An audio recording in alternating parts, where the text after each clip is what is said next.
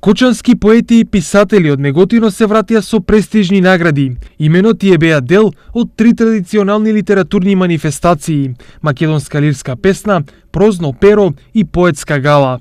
На манифестацијата македонска лирска поезија, втората награда со трофеј ја доби Атанас Ѓоргиев, а Блашка Стојкова се врати со наградата на најлирска песна на оваа манифестација.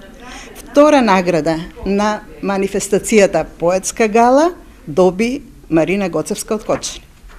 На манифестацијата Прозно перо за краток расказ Ленче Стоименов ја освои втората награда, при што и беше доделена диплома и трофеј. Наградата за својот прозен опус на манифестацијата Прозно перо писател за 2018 година и беше доделена на Славица Цветко. Трите манифестации се одржаа во Домот на културата Ацо Ѓорчев во Неготино. НИФ традиционално ги организира и финансира професионалниот писател и афирматор на македонската литература во странство, кавадарчанката Милица Паулос, која повеќе од 2 децении живее и работи во Германија.